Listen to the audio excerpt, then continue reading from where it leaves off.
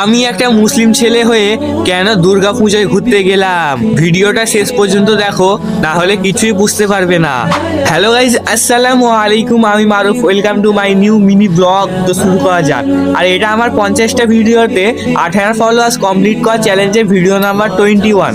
আজকে সকালে আমার বিড়ালটাকে একটু হাত বুলিয়ে যাচ্ছিলাম আমার ফোনের জন্য একটা কভার কিনতে, কারণ 2-3 মাস আগে আমি যেই কভারটা কিনেছিলাম সেটা ছিল ট্রান্সপারেন্ট কেস, তাই জন্য এখন হলদে হয়ে গেছে আর দেখতেও খারাপ লাগছে। কিন্তু প্রথম দোকানে এসে অনেক খোঁজাখুঁজি করার পরও কভারটা পেলাম না, তাই যাচ্ছিলাম অন্য দোকানে।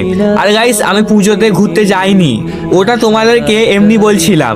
আসলে ব্যাপারটা হলো, এই দুর্গা পুজোতে আমার অনেক হিন্দু বন্ধুরা আমাকে বলেছিল তাদের সাথে ঘুরতে যেতে, কিন্তু আমি মানা করায় তারা আমার উপরে রেগে যায়।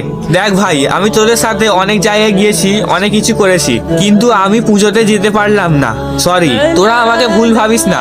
আর ওই কারণে হয়তো আমাকে অনেকজন অনেক কিছু খারাপ বলতে পারে, যারা বলা তারা ঠিক বলে যাবে। দেখো, আমার অনেক নন মুসলিম ফ্রেন্ডস আছে যাদের সঙ্গে আমি আমার অনেক সুন্দর দিনগুলি কাটিয়েছি, কিন্তু এই কাজটা আমি করতে পারলাম না, কারণ এই কাজটা করলে আমাদের মানে মুসলিমদের অনেক বড় গুনাহ হবে, যার কোনো মাফ নেই। তাই আমি যেতে পারলাম না। আর আমি যে কথাগুলো বললাম, যদি কারোর খারাপ লেগে থাকে আমাকে নিজের ছোট ভাই হিসাবে মাফ করে দেবে। তো দেখা হচ্ছে তোমাদের সঙ্গে অন্য কোনো মিনি ব্লগে। তো আল্লাহ হাফিজ।